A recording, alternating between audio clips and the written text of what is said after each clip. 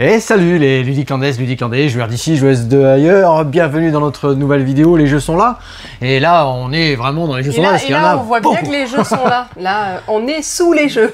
On a eu beaucoup de choses pour déjà les réassorts de Noël. Oui. Donc on fait beaucoup rapport à Noël. Ouais, rapport à Noël, on fait réassort de pas mal de jeux. Et on a toujours beaucoup de nouveautés. Beaucoup de nouveautés à présenter, vous allez voir dans le tour que l'on va faire aujourd'hui, plein de choses, des enfants, du familial, des adultes experts, on va dire, du narratif, des beaux gros jeux. Il y en aura vraiment pour tout le monde. Les jeux de lettres, ouais. On en profite juste un petit peu le planning ce soir, on a le tournoi Star Wars. Donc d'ailleurs il y a encore la place, vous pouvez venir déguiser bien sûr, avec plaisir. Il faut que je fasse le stock de bonbons parce que du coup il va y avoir du monde. Il y a pas mal voilà, de passages. On est fermé samedi. Oui, on est fermé demain. Du coup, toutes les belles nouveautés que vous allez voir dans cette vidéo, profitez-en. Venez ce matin ou cet après-midi. Cet après-midi, prenez les bouchons d'oreille quand vous allez venir parce que j'ai 16 jeunes sur l'espace jeu. D'ailleurs, il est fermé. Voilà, l'espace jeu d'ailleurs est complet pour cet après-midi. Voilà, il va y avoir du monde. Ça va être survitaminé. Ça va les beautés. Survolté. Ceci et fermeture samedi. Donc le 1er novembre et le 11 novembre en fait, la boutique sera fermée. Qui est le mardi du coup, le 11. Oui. Petit tour, on est parti. Moi je me présente, c'est Steph. Moi c'est Laure. Et derrière la caméra, c'est Cédric.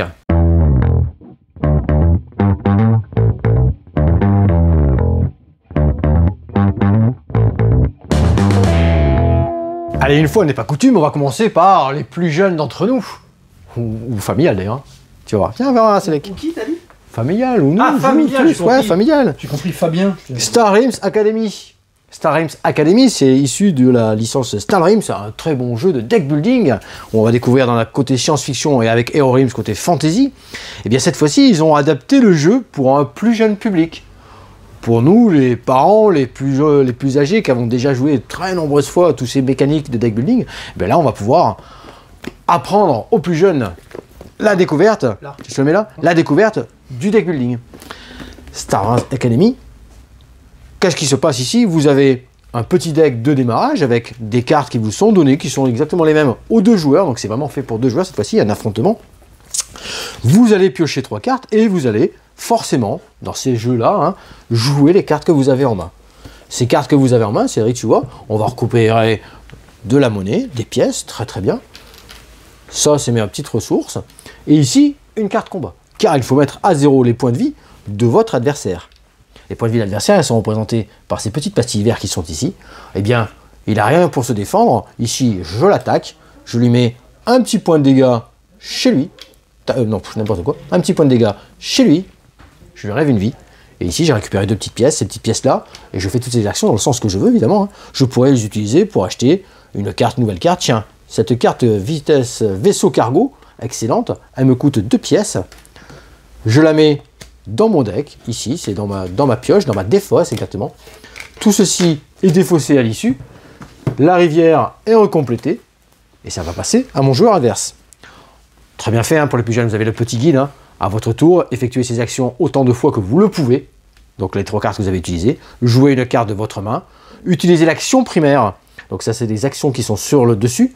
Si en plus vous avez des actions alliées, vous allez pouvoir faire l'action secondaire. Alliée, c'est-à-dire que si vous avez 2 cartes jaunes dans le même... voyons si j'ai un exemple ici. Je peux le bleu, tiens. J'ai 2 cartes bleues, je pourrais utiliser, en plus de mon action première, mon action secondaire, qui serait ici, piocher une carte supplémentaire.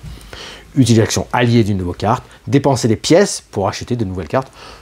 En 2-3 minutes, je vous ai montré toutes les petites règles de Star Realms Academy, très très bien pour apprendre ces toutes petites mécaniques de deck building que l'on retrouve maintenant dans beaucoup de jeux de société. Donc c'est une très très belle porte d'entrée et vraiment une belle petite édition. Le fond de boîte est super bien illustré, petit tapis en cartonné ici. Gros plateau chacun individuel avec plein de petites choses dessus. Les cartes ont été illustrées, rééditées. Tiens, regarde, tu vois, un petit tour, tu vois. Toi, très coloré. Ça, c'est les bases. Ah oui, d'accord, ok. Plus coloré, plus accessible pour le plus jeune public, en fait, familial. C'est excellent. Une belle petite découverte. Star Realms Academy. Alors, ça me fait une super petite transition pour le jeu Bing Bang qui se passe aussi dans l'espace. Puisque là aussi, c'était une thématique espace. Tout à fait. Ici, c'est un jeu à 2 joueurs. Particulier, un jeu de réflexion, en fait, magnétique. Nous avons chacun un lot de planètes et un lot de satellites.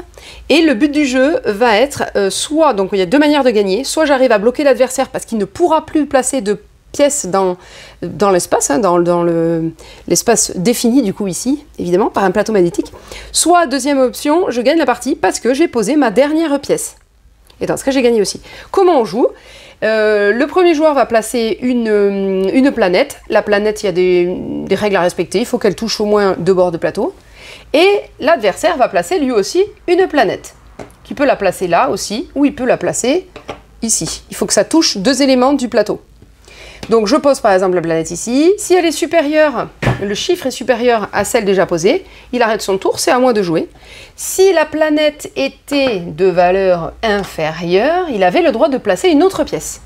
Peu importe de quel type, donc une planète ou un satellite. Mais la règle du placement de satellite, c'est qu'un satellite, eh bien, il doit toucher absolument la planète de sa couleur, au moins. Et un autre élément du plateau, donc là par exemple, je touche aussi un bord de plateau. Puis, c'est à nouveau à l'adversaire de jouer. Ben là, pareil, on continue.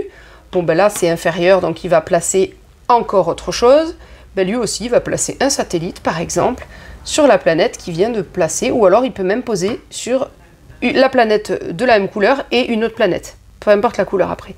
Etc. Donc, vous allez voir, vous voyez que l'espace va se réduire. Donc, les pièces sont magnétiques. Hein. L'espace va se réduire. On essaye de bloquer l'adversaire ou de réussir à tout placer avant l'autre. Tout simplement. Là, par contre, il n'y a vraiment pas de transition. Non. C'est abracadabroum. Abracadabroum. C'est Halloween. Voilà, c'est tout. Il y a une transition. Allez voir. La cuillère, elle est orange-rouge et t'as des planètes Ouais, rouges. ok, super. Bon, allez, alors, du coup, nous plus facile avec le sommes bleu, des Oui, c'est vrai. sorcières et nous voulons absolument partir à la convention des sorcières enchantées. Bref. Mais notre balai est cassé, donc chacune, on doit réparer notre balai, on doit trouver des ingrédients nécessaires pour valider et réenchanter notre balai magique pour partir dans ce fameux convention. Je Ok. sais à qui je vais l'offrir ce jeu. Moi aussi, tiens. On connaît quelqu'un qui aime beaucoup les balais. Je collectionne les balais. Du coup, et on parle pas de son âge. Bon, allez, on arrête là.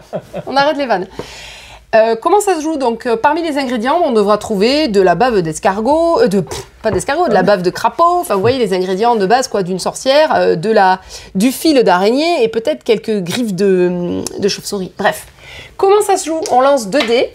Il y en a un qui va nous indiquer une couleur d'ingrédient. Donc, chaque ingrédient a différentes couleurs.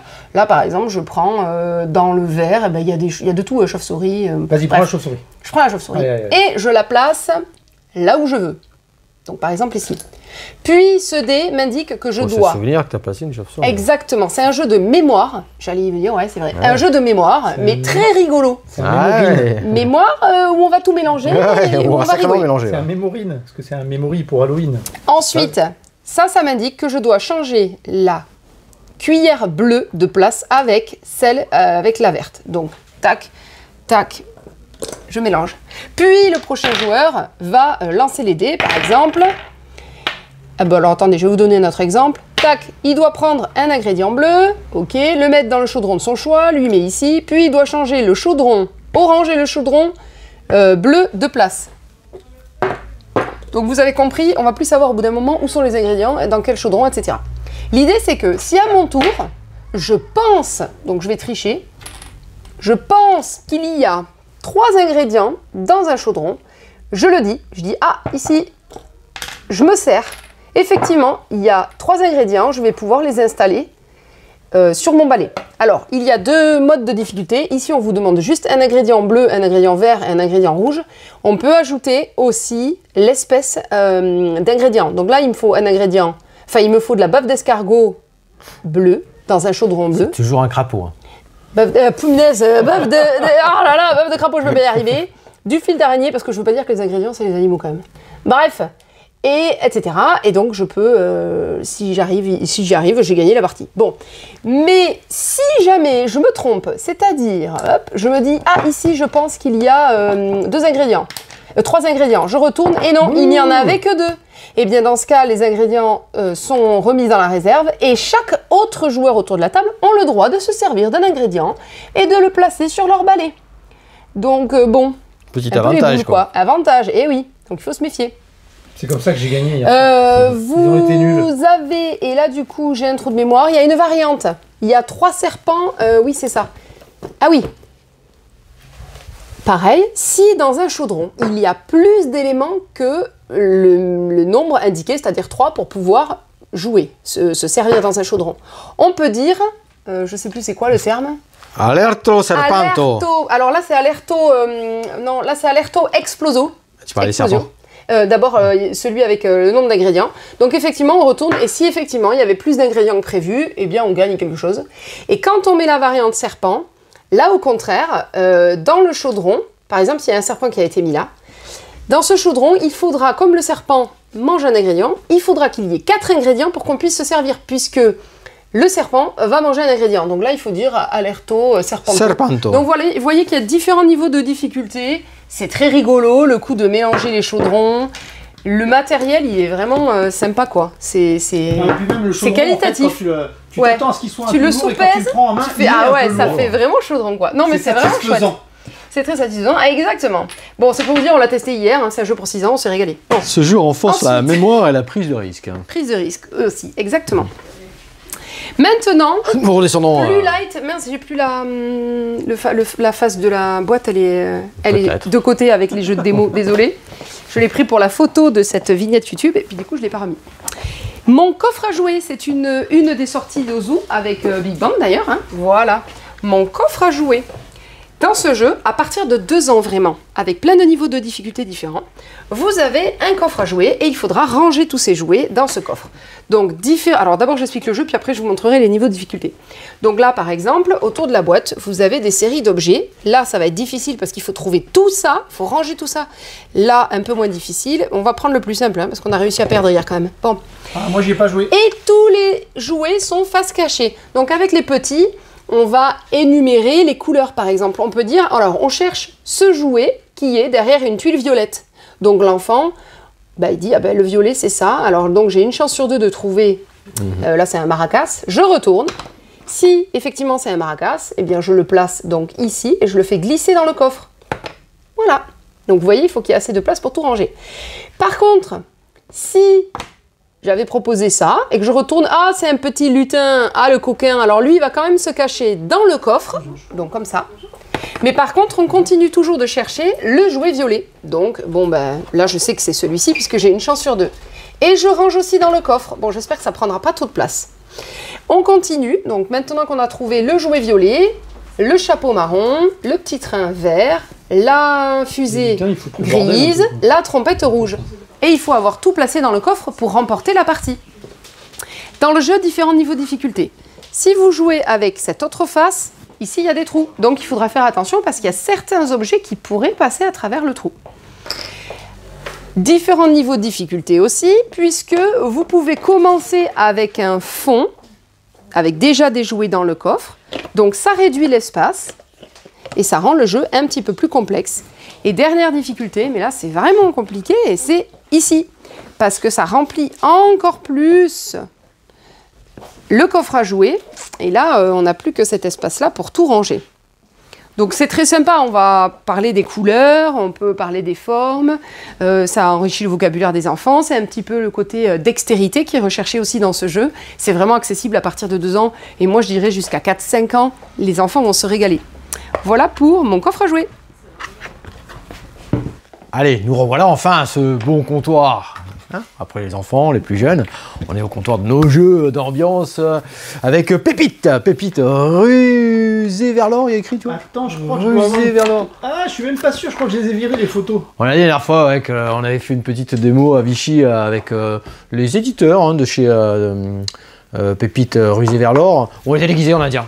Et en cow-boy. C'était excellent, très très bonne partie. Toujours la photo. Peut-être. Moi je les ai peut-être enlevés, je sais pas. Si on les a, je vais la mettre par là. J'ai tout gardé. C'est un chouette petit jeu d'ambiance où on va récupérer tous au début de la partie exactement les mêmes cartes, les mêmes personnages. On va avoir un shérif, des desperados, des coursières, avec des petites mécaniques où ils vont devoir s'activer dans différents lieux. On a devant nous à chaque fois un saloon et une banque. On commence avec 3 pépites sur notre saloon, 2 mines ici, où dans ce petit sac, j'ai tiré des petits pions que j'ai mis en place. Il y a déjà une petite partie. Hein. Et en simultané, c'est ça qui est très très bon, hein. vous avez votre tout petit wrapper. En simultané, vous allez sélectionner une carte, la placer devant vous, et avec ce petit point d'entour là, ce qui va vous permettre de cibler une zone dans laquelle ce personnage va être activé en fait. Ça peut être chez vous pour, alors tu vois, il y a les petits personnages, hein. La coursière, transport de l'or de la mine vers le salon, de la mine vers le salon, ou du saloon vers la banque. Ça, c'est intéressant. La Desperada, elle vole de l'or du saloon adverse vers son saloon. Donc là, vous allez vous piquer de l'or chez les voisins. Le shérif, il protège le saloon. Et après, on a des personnages qui vont venir se rajouter à la fin de chaque manche. Que vous avez ici, c'est des personnages différents. On va avoir un chaman, un croque-mort, un cambrioleur. Que soit, suivant les variantes, premier tour, les premières parties, vous ne les mettez pas du tout. Mais après chaque manche, vous viendrez rajouter un personnage en particulier, un deuxième personnage à la deuxième manche et ainsi de suite. Et après, vous pourrez le faire complètement au hasard. Donc, c'est plein de petites mécaniques comme ça. Donc, en simultané, tout le monde sélectionne une carte. Tiens, qu'est-ce que j'ai mis là, moi? Wesh. Allez, je mets ça. Et je mettrai... Tiens, hop, par exemple. On se retrouve dans cette situation-là. Tout le monde a fait la même chose de son côté et on révèle. Et là où c'est intéressant, c'est qu'on va... D'abord, celui qui a joué le plus de petits piments ici va commencer la partie, la manche. Et va faire l'action de son personnage. Ici, ben, moi j'ai dit que je jouais chez moi, je protège mon shérif, ma petite ville, personne ne vient rien me voler. Peut-être qu'eux se sont un petit peu déchirés, il y en a un qui est venu attaquer la mine, il a récupéré, il met dans son saloon, toujours dans son saloon en premier, il y avait de l'argent, hein, c'est intéressant. Hein. Et ainsi de suite. Dans ce petit sac là, quand à la fin de la manche, il nous restera plus qu'une seule carte en main, ça va se terminer. Ça peut aussi se terminer si à la mine qui a explosé, il y a de la TNT à l'intérieur et j'ai fermé donc du coup une mine, ou si carrément les deux mines sont terminées. Hein. Et dans ce cas-là, on va venir vérifier, tac, dans la banque, l'argent que l'on a. Une fois qu'elle est dans la banque, c'est sécurisé, on est tranquille. Et on va enchaîner comme ça plusieurs manches. Tout simple, hein, tour de jeu, alimenter les mines, choisissez vos actions, sélectionnez une carte, personnage mercenaire, ciblez le lieu, révélez, jouez les actions, fin de manche, c'est ce que je vous ai dit. À chaque fin de manche, on va revider le sac, refaire la réserve avec un certain nombre de mines, d'argent, de diamants, de tout ce que vous voulez, d'or, de minerais, et on va réactiver et mettre sur les mines, et on va à nouveau remettre la TNT dans le sac, et on est reparti sur une manche supplémentaire. C'est sympa. Ouais, pépite, ça va super vite, c'est rythmé, c'est excellent. Tiens, j'ai le petit Storybox qui est ici. Ouais, voilà, on va pas bouger, c'est bien ça. Ouais. Oh, arrêtez de bouger dans la boutique. Storybox, Sur pied, vous allez vous débrouiller. Storybox, contes et légendes. On avait déjà Polar, Aventure, il y avait Fantastique, je crois aussi. Rêve et cauchemar. C'est excellent, Rêve et cauchemar.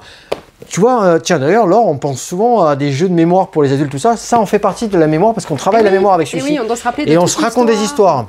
Et c'est là, les joueurs, on est vraiment très actifs parce qu'on va démarrer d'une petite carte avec, tiens, dans cet exemple-là, une bague, tiens, et on commence une histoire. On la retourne face cachée, les joueurs suivants, il n'y a pas de joueurs suivants d'ailleurs, tout le monde joue en même temps, et je peux même remettre une carte en suivant, tout ça pendant 2 minutes. Et on va retourner le paquet par la suite, et là, dans l'ordre des joueurs, on va essayer de se remémorer l'histoire qu'on a créée. On va le mettre en plus de, si on se met en 0. On peut demander l'avis à nos partenaires autour de la table, jusqu'à là on marquera plus d'un point. Mais le truc, c'est vraiment toute l'histoire qui se crée, toute l'interaction entre les joueurs qui est intéressante. Ouais, c'est vraiment Storybox, c'est vraiment très très sympa. Et on joue pas mal sur la mémoire aussi, tu vois. J'y pense jamais à proposer sur la mémoire. Et Storybox, c'est très très sympa. Je passe devant la caméra.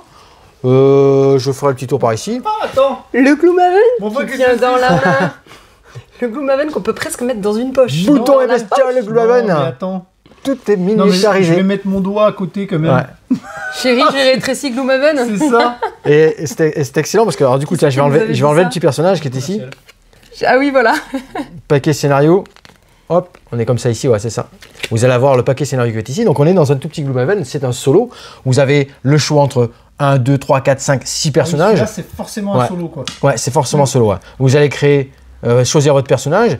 Vous avez, alors ceux qui ont joué à Gloomhaven, hein, toute la base, la mécanique, hein, avec les cartes double sens, l'initiative, l'action du haut ou l'action du bas, ou virer la carte et se déplacer de 2, ou attaquer de 2. On a toujours la possibilité. Donc ceux qui ont joué à Gloomhaven, en gros, une partie de ce jeu-là, c'est la mise en place du jeu habituel. Ouais, carrément, ouais. Et ça va être des scénarios qu'on va débloquer. Hein. Paquet scénario, petite mise en place, l'histoire se raconte, et en avant, on est dans du donjon crawler, c'est pour ça que je retourne mon donjon, il est ici. Ma mise en place avec mon petit personnage ici, mes 2 monstres qui sont en place et on retrouve toutes leurs facultés qu'on avait avec leur fonctionnement avec les cartes, avec le système d'initiative aussi. Le dé pour les combats. Alors les combats, ils sont un petit peu particuliers les combats parce que par rapport à l'attaque que vous allez faire, vous allez jouer sur ce dé valeur de dé là et ça va fluctuer suivant la position où vous êtes ici en fait, vous voyez. Donc on va avoir des dés modificateurs, des points de vie, bien sûr la possibilité d'améliorer nos personnages avec des actions supplémentaires.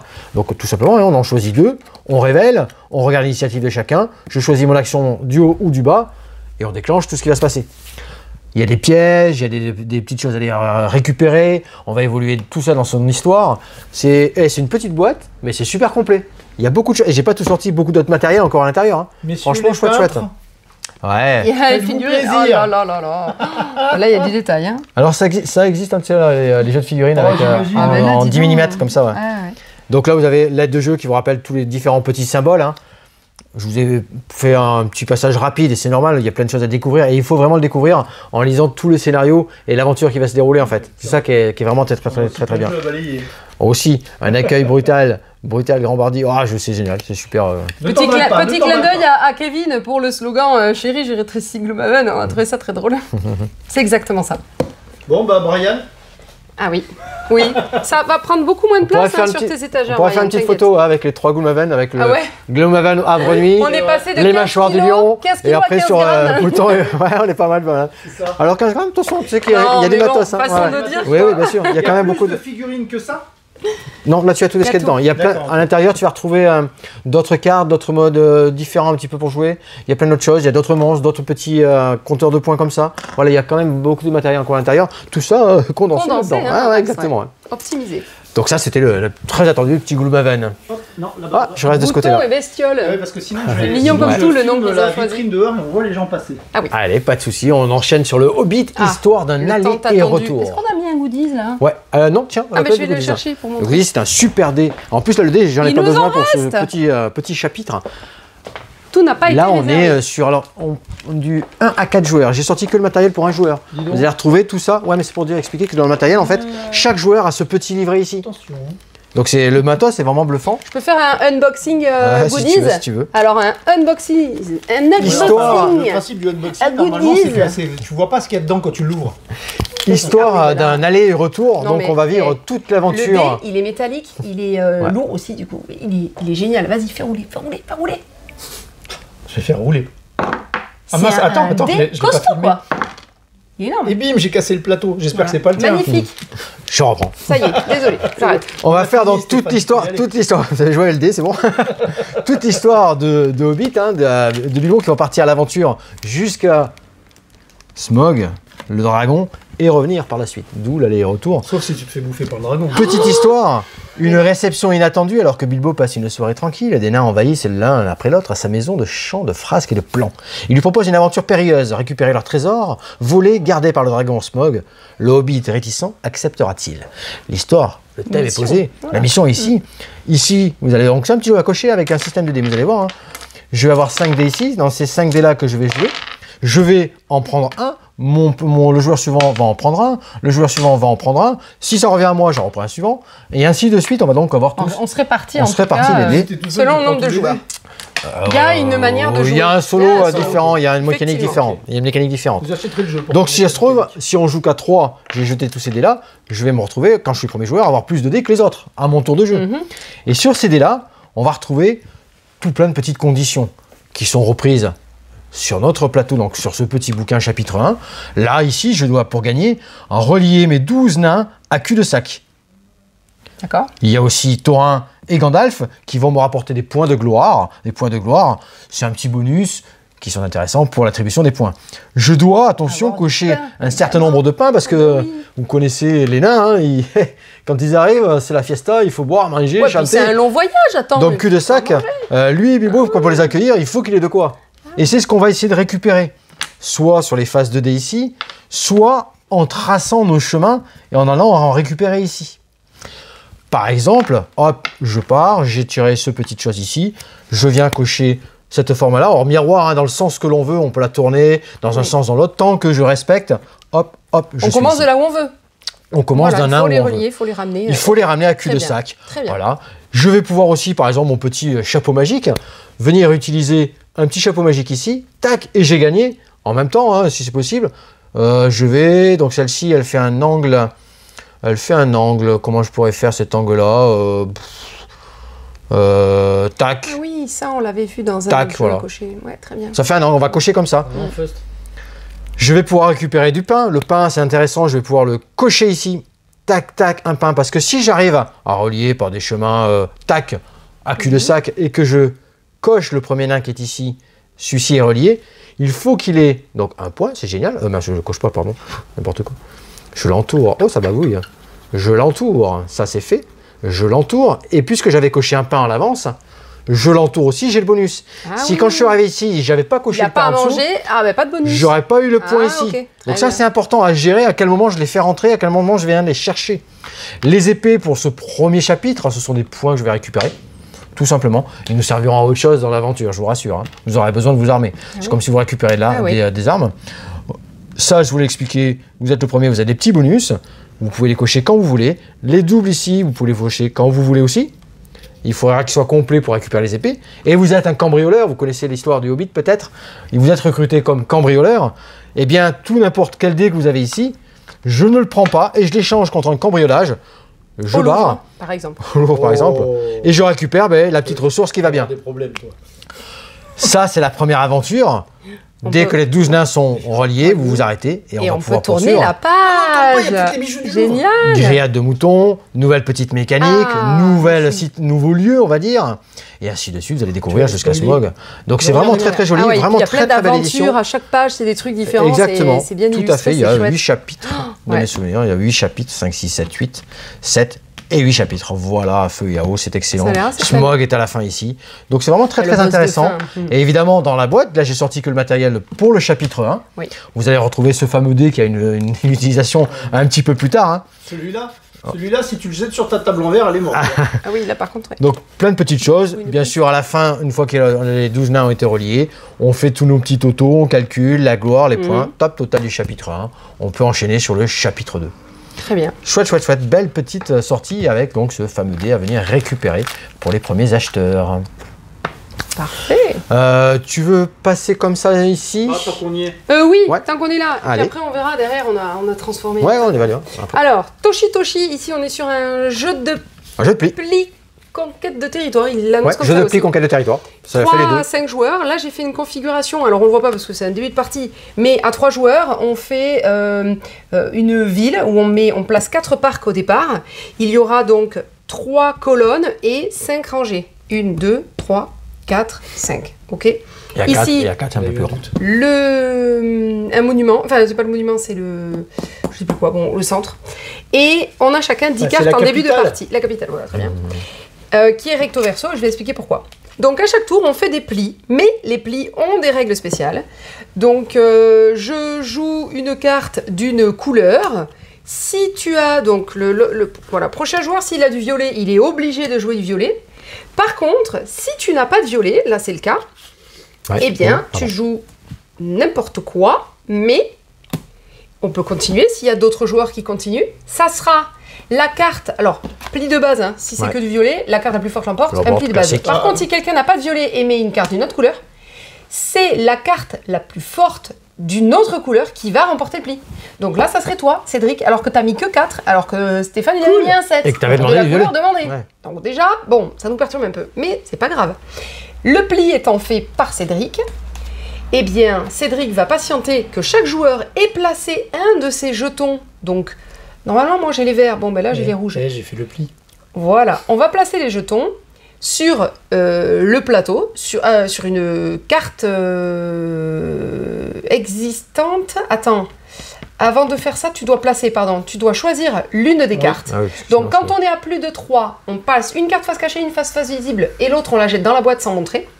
Quand on est 3, ben, tu choisis face cachée une carte, tac, et tu la mets face cachée. Donc là, ici, par exemple.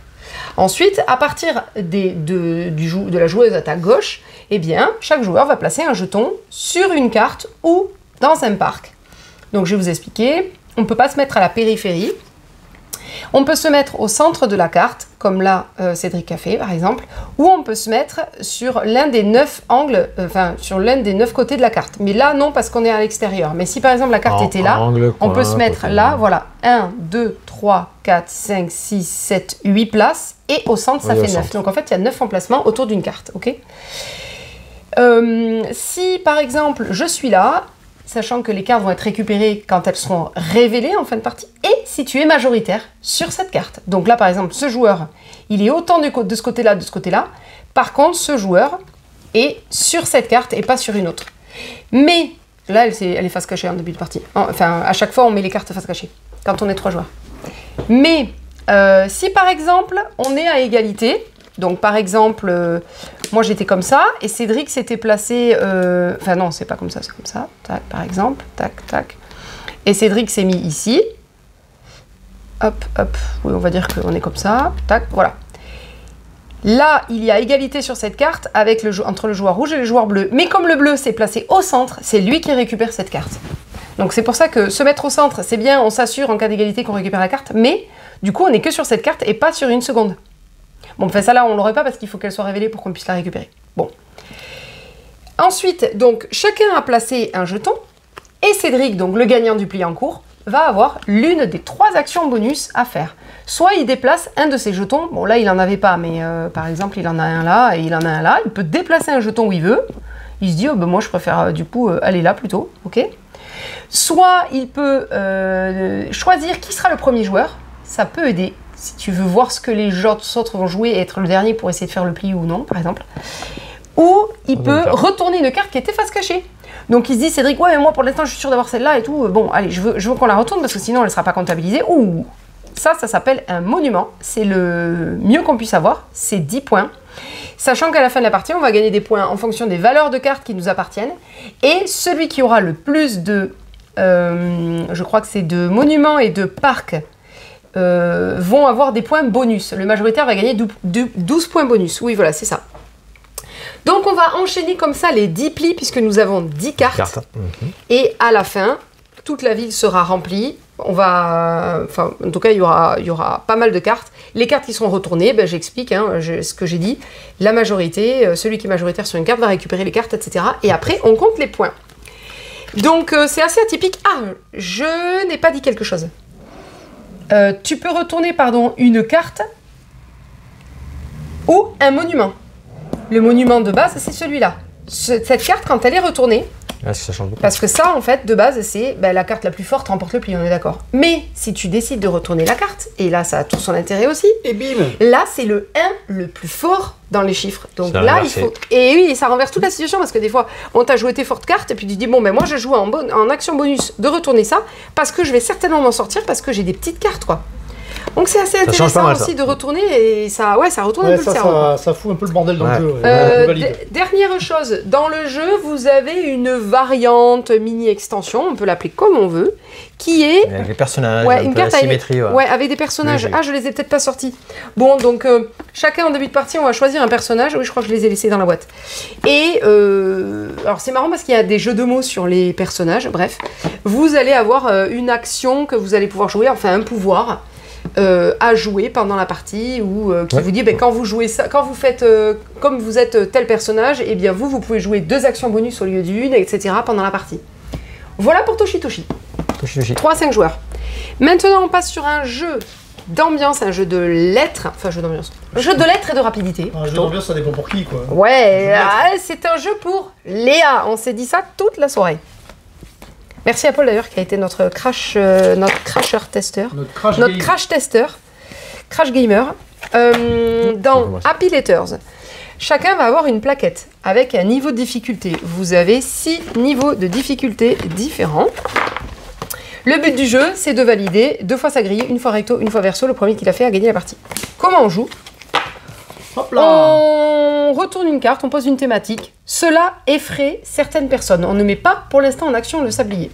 Nous avons 4 anneaux. Nous devons trouver quelque chose qui effraie certaines personnes, donc avec des lettres, et nous devons aligner nos anneaux, donc soit en ligne, soit en colonne. Et moi, j'ai trouvé 2 exemples. Je vais faire 2 exemples. Donc là, je vais dire stop. je dis stop, non. Quand j'ai terminé, Non, tu s'habille 20 il faut secondes. que ça soit une ligne ou une colonne au début. Hop. Donc je retourne et Stéphane a 20 secondes par exemple pour trouver un mot, quelque chose qui effraie certaines personnes, mais dans une ligne ou dans une colonne, en utilisant ces lettres-là. Il peut y avoir plus de lettres. Ah oui, bien sûr, parce que tu vas rarement réussir à faire des mots que de 4 lettres. Surtout là, voilà. au bleu, Donc, ça veut rien dire. quand le tablier est terminé... Non, c'est que tu utilises les lettres d'un mot auquel tu penses. Oui, voilà, c'est ça. Donc quand le tablier est terminé, plus personne ne peut continuer à jouer d'anneau. Donc moi j'avais pensé à foule, parce qu'il y a certaines personnes que ça effraie les foules, par exemple. Oui. Stéphane, il avait pensé à... Une vipère, moi. Par exemple, oui. Voilà. Je voulais... Il y a plus de lettres, il a gagné, non?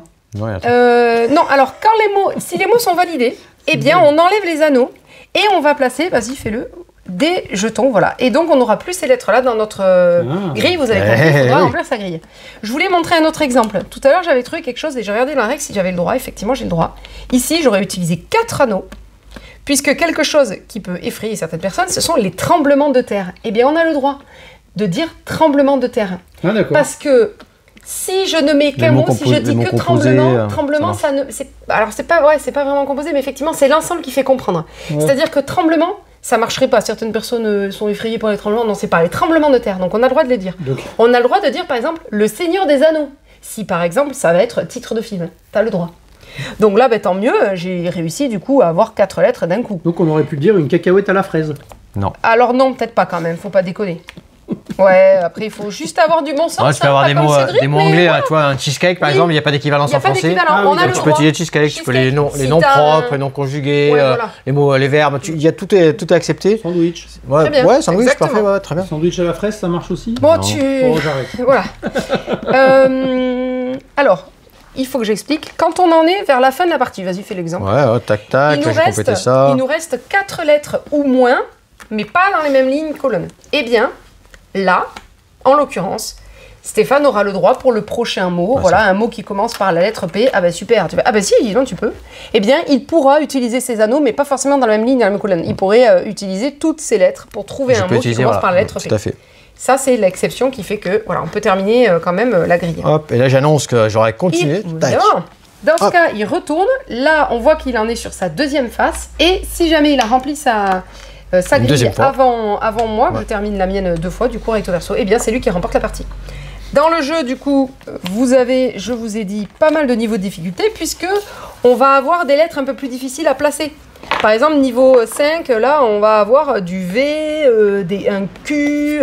Sur le niveau 6, il y a Y, H, V, J. Enfin, vous comprenez que c'est un peu plus compliqué, un peu à la manière d'un Scrabble, quoi. Puis, et si ça ne suffit pas, on peut rajouter en plus des plaquettes, 12 niveaux différents. Tout. Donc 12 niveaux, ouais. Donc c'est vraiment un jeu évolutif et qui vont plaire vraiment à pas mal de personnes tous ceux qui aiment ont cette sensibilité littéraire, de jeux de mots, c'est pas mal. Très bien pour Happy Letters. On peut jouer à combien? Jusqu'à 5, ouais. Il y a 5 fois les mêmes plaquettes. Allez, tiens, on poursuit de ce côté-là. Oui. J'en avais un petit là, Cédric, pendant qu'on était là. La petite extension Faraway. La deuxième extension Faraway. Deuxième extension Faraway, cette fois-ci s'appelle Sous un ciel d'étoiles. Sous un ciel d'étoiles. Alors, tous les connaisseurs de Faraway, vous savez que vous posez des cartes, face cachée, on révèle les unes après les autres une fois qu'on a fini 9 cartes.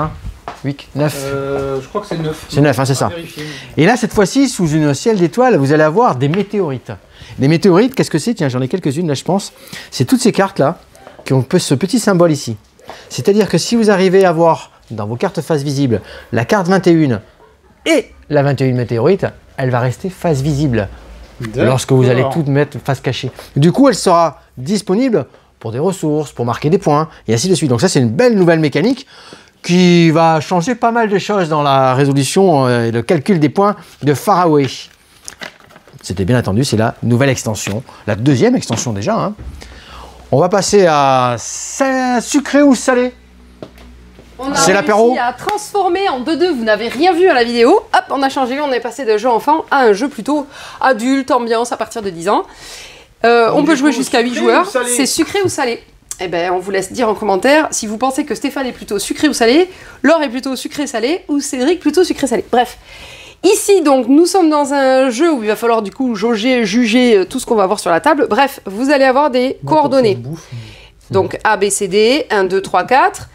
il y aura un extra lucide, on appelle dans le jeu. Donc une personne qui va tirer au hasard une coordonnée, donc qui va voir donc un mot, donc là ok, hop, je le laisse devant moi, et je dois piocher une carte sucrée ou salée, les autres joueurs vont avoir ces cartes-là, et je vais vous dire si c'est plutôt léger ou lourd, ce que j'ai vu, hop, hop, mince, j'essaye de remettre les cartes, donc moi je dirais que c'est plutôt léger. Voilà. Donc les joueurs vont discuter entre eux et vont condamner en fait, recouvrir des mots. Un maximum on peut dire. Hein, ouais. Alors météorite, c'est pas léger. Oui, parce que voilà, vous êtes d'accord, ben, vous le mettez par exemple. L'étoile de la mort non plus. Après le reste. Après, on sait alors ça peut être lourd, voilà, vous imaginez bien dans plusieurs sens, etc. Complètement. Bref, bon, voilà. On a 5 manches, hein, donc il faut vraiment essayer de recouvrir un maximum de mots, puisqu'au bout de la 5e manche, ben, donc au 5e indice. Après, il y a des choses que tu n'auras pas pu éliminer là, donc. Oui, voilà, peut-être pas. Ça, c'est des personnes. Est-ce que vous décidez là, oui. On va s'arrêter là pour ça. Donc cette carte, on va la mettre ici, dans la boîte. Manche 1, vous savez que c'était plutôt léger. Je continue. Plutôt Batman ou... Vous avez triché ou pas? Non, alors, donc c'est ça qui est très drôle. Plutôt Batman ou plutôt la patte patrouille? Alors attendez, qu'est-ce que j'ai Ah oui. Oh là là. Aïe aïe aïe aïe aïe aïe aïe. Punaise, comment je fais ça moi? Bon alors. Attends. Ah oui, c'est un jeu qui se joue en 20 minutes. Mais bon, pas avec la... ok, plutôt Batman. Plutôt Batman. Plutôt Batman. Tu n'as pas de patrouille, plutôt Batman. Bon, pas le savon de Marseille. Pas le savon de Marseille, même. Ah, alors, ce qui est intéressant, c'est savoir pourquoi. Ah, parce que Batman, il se lave pas. Non, mais t'es sérieux? Non, mais parce que Batman, je m'étonnerais beaucoup qu'il sente le savon de Marseille. Tu vois. Après, il y a des choses que malheureusement que tu ne peux pas représenter avec les mots que tu nous as donnés. Mais en fait, c'est justement qu'il faut discuter. Il faut se dire, bon, allez, alors allez, les herbes de Provence non plus, si on a enlevé le savon de Marseille, on enlève les herbes de Provence, non? C'est qu'on y a joué, nous, c'est vrai que tu te souviens, hein, oui, Vichy ça. avec les pauvres ludothécaires, quoi. Ouais, j'ai enlevé l'herbe de Provence. Je suis pas sûr. Ah, t'es pas sûr? Dans les poulets, c'était ça! Ah bah voilà. Alors pourquoi l'herbe de Provence, c'est plutôt Batman? Ça fait plus adulte, en fait. Ouais, enfin, la patte patrouille, c'est quand même vachement plus léger. Les gamins, ils s'en foutent, quoi. Ouais. Ok. C'est une explication. Bon, bref, donc, si jamais ils avaient continué, je sais pas moi, Batman. Après, c'était pas évident de classer. Non. Tu te avec dis, Batman et pas de patrouille. je sais pas moi, Halloween. Du coup, c'est les joueurs, est-ce qu'on prend des risques à poser plus? Oui, c'est pour ça que j'ai pas mis Halloween du tout. Batman, bon, j'aurais dit entre Pat Patrouille qui fait plus enfant et Batman qui fait plus adulte, j'aurais peut-être. Bon, bref. Non, mais. Bon, j'aurais pu enlever le pull, Batman il porte pas de pull, tu vois. Etc. Qu'est-ce qu'il y avait comme 3? Et donc, pareil, la carte on l'a rangée là. Et donc vous avez compris, si on arrive jusqu'au bout et qu'à la fin il reste qu'un mot, on a gagné. Bon, mais là on s'est plutôt chaud ou froid? Ah, moi j'aurais fait ça! Pour les herbes de Provence, ça se mange quand même sur des plats chauds par exemple. Bon, dans les salades aussi, hein, mais tu vois, ça fait Méditerranée, plutôt voilà, Provence, c'est chaud quoi. Bon, bref. Là, vous auriez peut-être éliminé, entre chaud et froid, vous auriez peut-être éliminé ruban adhésif, sinon j'aurais mis froid, enfin voilà. Mais vous avez vu que c'est pas tu vois, évident. on gardait pizza encore, là, tu vois. Ouais. Et oui, on aurait gardé pizza, effectivement. Herbe de Provence pizza, ça aurait été chaud peut-être. Ouais, ça aurait été chaud. Ouais, c'est-à-dire qu'il nous en aurait resté trop à la fin. C'est pas manger chaud, tu vois, il nous en restait encore trop. Mais justement, il va falloir que le débat soit lancé, que les gens disent, oh alors attends, elle a mis lourd, léger, mais ça peut être aussi dans un deuxième sens, ça peut être... bon, donc là, les débats, je vous raconte pas, sur des trucs à la con, comme plutôt pas de patrouille ou Batman. Ouais, c'est sûr que les choix sont dit. Ouais, tout à fait. Donc voilà, pour sucré et salé, ben, on a eu pas mal de débats ce matin sur l'espace jeu, avec notre petit groupe du jeudi matin. Et ça sort le 7 novembre, c'est une avant-première. Oui, c'est ça, c'est une avant-première. Oui, alors j'ai mis on le fait jouer sur le café ludique toute la semaine, nous, pendant les vacances. Bah, on arrive à la bout des vacances, mais... Merci Yellow, du coup, qui nous a fait découvrir la pépite en avant-première. On le fait déjà jouer, nous, sur l'espace jeu. On l'a déjà ramené à la maison, on s'est bien amusé. Et je pense que ça va bien donner sur ces fêtes de fin d'année, je pense. C'est vraiment le truc qu'on peut sortir à table. Même si on est un peu plus au niveau nombre de joueurs, le truc, c'est qu'il y a un débat et que les gens devinent ensemble. Ouais, 8 et plus. 8 et plus, c'est pour ça. J'ai une intro. T'as une transition plutôt. Une transition. Il fait beau, il pleut, il fait beau, il fait bleu. Oula. Tu vas y arriver. C'est le moment d'aller cueillir les champignons. Très bien. En effet, c'est la sortie de Amanite. Amanite, ces fameux champignons un peu comestibles. Un peu comestibles. La famille des amanites, je sais pas, ouais. J'ai pas dit qu'on allait les manger, j'ai dit qu'on allait les cueillir. J'ai mis ici une petite préparation pour 3 joueurs, mais j'ai que le plateau pour... le plateau pour les autres, il est ici, tiens, tu vois. J'ai un plateau ici, j'ai un autre petit plateau ici. On a nos petits personnages. Ça, c'est des petits indices. En début de partie, hop, chaque joueur... Alors, j'ai présenté tout à l'heure le jeu, donc je l'ai re-rangé malheureusement. C'est au prix au hasard, hein. Tac, tac, tac, de 3 champignons. Non, c'est pas pris au hasard en fait. En fait, je prends mes indices qui sont dessinés ici, tu vois. Donc ça, c'est celui-ci, je le prends. Ça, alors du coup, je vais les re-ranger correctement. Je prends le rose, je l'ai pris. Le rose, il est là. Il est où le rose? Il est là, je l'ai pris. Le rouge, il est là, je le prends. Le vert, il est là, je le prends. Ce sont les indices que j'ai nécessaires. Je les mélange. Je ne sais pas à quoi ils correspondent du coup. Ok. Je sais que dans ces 3 champignons-là, j'en ai un qui me rapporte 2 points. J'en ai un par contre, il est empoisonné. Et l'autre, c'est l'antidote. Si ça match ensemble, ça par contre, à la fin de la partie, si j'en ai autant, je vais pouvoir tout annuler et en plus marquer des points. Par contre, si j'ai plus de poison que tout le reste, j'ai perdu. Donc ça, c'est chaud. Ok, j'ai 3 indices. Et maintenant, mon tour de jeu, et je vais pouvoir me placer sur une de ces forêts, de ces cueillettes. Ok, donc j'ai disposé déjà 4 petits champignons. J'ai des indices là-dessus, là-dessus. Je pourrais venir me placer ici en premier joueur. Deuxième joueur, pareil, il a vérifié ses cartes, il a regardé tout ça, ces petits indices qu'il avait. Il m'a dit, tiens, mais moi je me pose en premier ici. L'autre joueur, il vient se mettre ici. Pour l'exemple, du coup, nous sommes 2 sur la même cueillette. Au lieu de pouvoir récupérer ici, il va partager la cueillette. Du coup, vous allez voir, on va continuer à se positionner. Je me mets en premier ici. L'orange, il ne peut pas se mettre là, donc il va venir se mettre ici. Et lui, il vient ici. Là, on a fait la première manche. La première partie de la manche. Par la suite, donc ici, j'ai bien séparé. Je suis le premier joueur. Eh bien, je vais récupérer. Donc, c'est le vert qui a séparé. C'est celui qui est venu se mettre en second, qui a séparé les lots. Maintenant, je suis le premier joueur parce que je suis ici sur le numéro 1. Je vais pouvoir choisir. Donc, moi, je vais récupérer ceci. Ce qui me permettra d'avoir 2 petits indices qui sont ici. Non, pas tout à fait. Des points. Je dis n'importe quoi là. Je vais récupérer les champignons qui sont verts ici. C'est parce que tu as consommé des champignons. C'est des collections que je vais faire. Ça, c'est ce qui est important, c'est qu'à la fin de la partie. Eux, pareil, l'orange, il a dissocié. Je vais récupérer, je suis numéro 1, ceci. L'orange, je récupère cela. Lui, il est tout seul, il va en prendre 2. Au choix ici, il récupère cela. Il y a le petit cochon, c'est intéressant, je vais vous montrer après. Lui, le vert, il est ici, il est le cochon. Hop, c'est parfait. Donc là, j'ai récupéré ces points-là. Maintenant, j'ai un petit livret. Un petit livret qui dit, là, j'ai du vert ici, je vais me positionner là. J'ai déjà une information là-dessus, mais je ne sais pas si elle est bonne ou pas. Je vais confirmer. Ok. Je sais maintenant à quoi correspond ce champignon-là. J'en ai 3, je sais les points que ça pourrait me rapporter. C'est de la déduction en fait. Ouais, je sais maintenant les points que ça pourrait me rapporter, on va faire ça 3 manches, donc c'est important. Les autres joueurs, c'est pareil, ils vont faire la même chose. Ils ont des points, il va pouvoir aller fouiller une des forêts qui est ici, et lui en plus il va récupérer un petit cochon. Petit cochon, il vous mange un des champignons que vous remettez dans le sac. Peut-être que vous avez pris connaissance d'une des forêts qui est empoisonnée. C'est intéressant pour s'en débarrasser.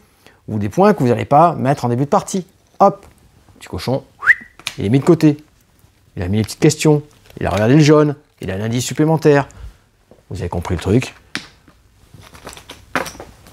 Je sais que dans toutes ces questions-là, j'ai du -1, du 1, du 2, du 3, du poison et de l'antidote. Ça, c'est l'indice premier joueur.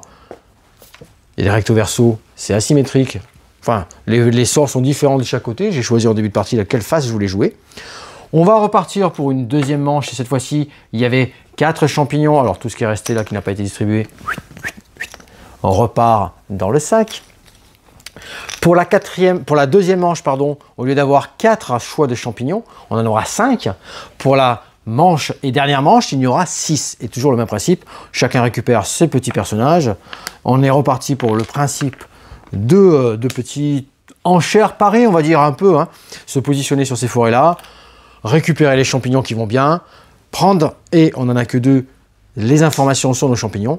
Et ensuite, on va révéler. Ça, c'est celui qui valait 2 points. Ici, c'était -1. Ici, c'était l'antidote. Ici, le poison. Sur le bleu, on avait 1 point. Tiens, celui-là, il est mélangé. Il a 3, celui-là. Et celui-ci, il scorait. C'était pas mal. C'était intéressant de venir le chercher. c'était 3 points. Ça, c'est ce que les informations que vous avez pu récupérer tout le long de la partie. Et maintenant, on fait le total des petits jetons que vous avez ici. Celui qui en a le plus et qui n'est pas empoisonné remporte la partie. Car je vous l'ai dit, hein, si vous avez malheureusement trop de poison, vous êtes éliminé, vous avez perdu. Même si vous avez eu le plus de points. Ça, c'est important. Tiens, un autre très très beau jeu, tant qu'on est ici, qu'on est dans les amanites, champignons, ainsi de suite. Nocturne. Ça, c'est très très joli aussi. Tiens, un petit dos de boîte, Cédric, regarde. Les illustrations sont magnifiques. C'est dans la même gamme que les Cascadia, les Verdant, toutes ces choses-là, avec les mêmes illustrateurs. Calico, exactement, tout à fait. Ouais. C'est marqué dessus? Ah bah tu vois. Ouais, ouais. Ah bah parfait, parfait. Là, on est dans un jeu d'enchères. Dans un jeu d'enchères spatial, il appelle ça même notre petit ami de chez Néoludis quand il le présente, de chez Lucky Duck exactement, Guillaume. On le rencontre souvent quand on fait les festivals. Oui. Il est très intéressant, il parle, il nous raconte plein de choses toujours. Après, je me fais gronder parce qu'il me présente des jeux que je veux acheter à la... Exactement, voilà. Et puis, il sait te faire aimer le jeu qu'il te présente, il aimait, c'est super. Et là, du coup, c'est lui qui a fait la petite vidéo qu'il a présentée sur ce jeu-là. Et sur une enchère spatiale, qu'est-ce que c'est? C'est que vous avez des jetons de différentes valeurs ici. Et le but, c'est de venir récupérer des tuiles qui sont ici. Je vais me positionner à un certain endroit en utilisant la valeur que je veux. Le joueur suivant, il va soit surenchérir sur une tuile adjacente. Soit, ben moi je poursuis, je vais me mettre sur une autre tuile à côté avec un jeton d'une valeur plus haute. Soit on s'arrête là. Et dans ce cas-là, il va récupérer la fameuse tuile sur laquelle il a enchéri. Il va venir la placer vers chez lui. Donc là, on a de la collection. Et le joueur qui a perdu l'enchère va pouvoir garder ce petit pion et venir le mettre sur ce plateau qui est ici. Sur ce plateau qui est ici, il y a des tuiles qui sont en attente. En attente parce que à la fin de la manche, vous allez pouvoir... Donc ça va disparaître, il y en a qui vont glisser des tuiles, il y a plein de choses qui vont se mettre en place. Récupérer dans l'ordre des valeurs qui sont ici, de nouvelles tuiles. Et pourquoi? C'est une prolongation d'amanite en fait, parce qu'on va retrouver des champignons, on va retrouver des animaux, et tout ça il score d'une certaine façon. C'est intéressant. Ça c'était la première manche, on va dire, on va avoir une deuxième manche avec des personnages, surtout des nouveaux jetons d'enchères un petit peu plus forts que vous allez pouvoir gagner grâce aux jetons que vous n'avez pas dépensés. Ça, c'est malin. Et franchement, il y a plein de petits trucs très intéressants dans Nocturne. En plus des très très belles illustrations, le jeu est très très malin sur de l'enchère. C'est vrai que c'est une mécanique... Tout le monde n'aime pas ce fonctionnement, les enchères, tout ça. Il en faut pour tout le monde. Mais je trouve que c'est une enchère qui va plus loin que juste 5, 2, mettre ce que j'ai dépensé mes ressources. On les gère pour aller acheter des petites tuiles. Une belle petite mécanique vraiment très intéressante. Hop, je le mets à place, c'est vrai, parce que ça voulait peut-être te perturber dedans. On passe sur du Map Master. On va faire déjà un petit tour de magie directement. Map Master, boîte ici, coop. Hop, boîte Master versus coop, compète. Tout est dans la boîte. Même l'illustration et le packaging de la boîte est fait en sorte. Comment ça va se dérouler? Là, j'ai mis la version versus. Je l'ai trouvé... Voilà, c'est celle qui m'a tenté le plus pour tester. À l'intérieur, vous allez voir le coop solo. C'est différent. Je vous dis tout petit peu après comment ça se passe. Là, l'installation, elle est prête. J'ai mon petit personnage qui est ici. Mon deck de cartes, que je vais commencer avec un certain nombre de decks de cartes. Et vous allez voir comment ça va se dérouler. Ici, c'est une rivière. C'est notre marché. Comme trouvez souvent, parce qu'il y a une notion de deck building dans le jeu aussi. Des petits guides pour vous rappeler les différents symboles que vous allez retrouver. Et le but du jeu ici, c'est de balader dans un donjon et de récolter un maximum de ressources.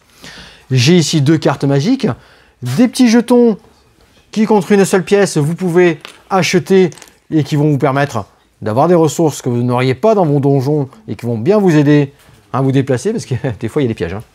Des pièces à récupérer. Pour la première manche, nous avons retourné les points de victoire principales. Et vous allez voir qu'à la fin de la manche, on va retourner une deuxième carte et ce sont les points secondaires que l'on ne connaît pas. Ça, c'est atypique. On débute la partie tous avec 6 pièces. Et on a une phase de marché. Ces 6 pièces, à mon tour de jeu, je vais dire, tiens, je dépense 3 et j'achète cette carte-là. Ok, je mets un donjon de côté. Celui-là, il est pris. Le joueur suivant, il va faire la même chose. J'ai dit, tiens, je dépense une pièce et j'achète une clé. Tant que j'ai les sous, on va pouvoir continuer cette phase d'achat. Ça continue, tiens, tac, tac, tac. Quand tu vas faire ton donjon. Ah, bah le 6, ouais, le 6. Devant toi. Ouais, ça c'était un 3, je sais pas comment ça se fait, là, je suis désolé, le 6 a été mélangé. Donc on est comme ça ici, le 6 est ici, donc j'ai pas acheté une grosse carte. Hein. Il me reste 2 pièces. Ben, s'il me reste 2 pièces, je vais prendre la carte magique qui est ici. Celle-ci, tiens. Je peux acheter une carte magique, c'est génial. Joueur suivant, il remet une carte magique, ça c'est dépensé. Maintenant que j'ai tout ça, alors carte magique, hein, je suis limité à 2 cartes. D'accord? Et à usage, une fois par tour. Donc j'ai acheté la carte que j'ai achetée, je l'ai mise où? Elle est là. Ah, elle est là, voilà. Elle est ici. Elle va faire partie des 5 cartes. 1, 2, 3, 4.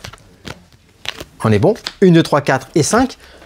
De mes 5 cartes, donc ça c'est mes cartes de départ, hein, elles sont reconnues comme ça. Du coup, j'ai pu ajouter une 5e carte qui est ici, sinon je me serais débrouillé juste avec les 5 cartes de base. Et avec ceci, donc je range un petit peu, hein, je débarrasse ça. Avec ceci, je vais essayer d'agencer au maximum mon donjon pour pouvoir scorer par rapport aux épées. Donc il va falloir récupérer pas mal d'épées. Là j'ai une épée ici. J'ai une épée ici. Donc si je arrive à tracer par là. Là j'ai des pièces. Là j'ai un cadenas, j'ai une clé, c'est intéressant. Si je sors là. Ouais, on n'est pas trop mal, je suis assez efficient là-dessus. On est bien. J'ai crassé, tac, mon petit donjon. Ciao, ciao Pierre. Mon petit donjon, je considère être prêt. Je vais choisir une entrée pour mes personnages. Je vais rentrer, tiens, ici, regarde. On est pas mal, je passe ici. Comme j'arrive dans cette grande salle, elle est débloquée. Je récupère une épée, un parchemin, un tonneau, une pièce. Alors là, je les coche pas, parce que quand je les coche, c'est que je les ai... Oh mince, mon éponge. Quand je les coche, c'est que je les ai utilisés. Hein. Tout ça, c'est récupéré. Donc je les entoure, c'est bien comme ça. J'ai récupéré donc une nouvelle épée. Un parchemin, ce parchemin-là, c'est quand je vais tomber sur des petits portails. Je sais pas, il n'y en a pas, tiens, dans mon dessus. Un portail, ben, je devrais dépenser un parchemin pour franchir un portail. Un tonneau, génial, j'ai acheté cette carte-là. Cette carte-là, elle me permet de changer, de passer de tonneau en tonneau, une seule fois dans la manche, sans dépenser de petits parchemins. Et j'ai récupéré une pièce. Ça, c'est chouette, c'est génial. Une pièce. Je prends une pièce, bam. Ça, c'est gagné. Ça, c'est excellent. Je vais continuer ici. Je vais passer par-dessous ici, tiens. Hop, j'ai un cadenas. Autour d'avant, j'avais acheté une clé. Je la dépense. Je poursuis. 2 tonneaux. Intéressant. Je viens ici. Vous avez vu qu'on joue sur les épées. Yes, une épée. Paf, une pièce. Je suis pas mal là, hein. Une pièce. Une pièce. Excellent. Ah, je vais aller, tiens, même jusqu'en bas là. Un parchemin. Et on va pas écrire sur. Ouais. Oh là un là parchemin. là là. Aïe aïe aïe. Ça s'en va, ça va, ça va. Un parchemin. Et je vais prendre la sortie ici par la pièce. J'ai pas été trop mal là. Du coup, bah, un petit scoring. Hein. J'ai franchi, ok, je coche. Il n'y avait pas de temps. Parce que des fois, il peut y avoir des cartes ici avec une histoire de temps. D'accord. Donc si j'ai fini en premier, en plus, j'aurai une autre coche. J'ai réussi à avoir mon petit parcours. Les points, j'en ai bien une ici. 2. J'ai 2 épées. Bon, j'ai marqué 2 points sur les épées à mon action. Et là, on va découvrir mon action. Notre combinaison. Oh, c'était les tonneaux. Wow. Pas mal les tonneaux. De toute beauté. J'en ai un là, un deuxième, un troisième. Pas mal, 3 points. Allez, je suis pas mal. 3 points. D'où la raison pour laquelle il faut essayer aussi, sans connaître la deuxième phase, de ramasser un maximum d'ingrédients, de ressources.